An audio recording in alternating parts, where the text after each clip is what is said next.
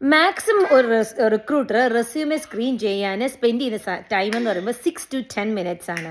ഇത് ഏറ്റവും വേഗം ക്യാച്ച് ചെയ്യുന്നത് AI റെസ്യൂമേസ് ആണെങ്കിൽ, അല്ലെങ്കിൽ ഒട്ടും കസ്റ്റമൈസ് ചെയ്യാതെ ഒരു മിസ്റ്റേക്കും ഇല്ലാതെ പ്രോപ്പർ റെസ്യൂമെ പോലെയാണെങ്കിൽ എല്ലാവർക്കും അത് AI റെസ്യൂമെയാണ്, അത് ഓട്ടോമാറ്റിക് റിജക്ഷൻ ആണ്. പിന്നെ സെക്കൻഡ് വരുന്ന ജോബ് ഹോപ്പിംഗ്, അതായത് നിങ്ങൾ ഒരു ജോബിൽ എല്ലാ ജോബിലും ഒരു 8 months 9 months 1 year നിന്ന് ജോബ് മാറി മാറി പോവുകയാണെങ്കിൽ ജോബ് ഹോപ്പിംഗ് അത് പെട്ടെന്ന് റിജക്റ്റ് ചെയ്യുന്നതാണ്.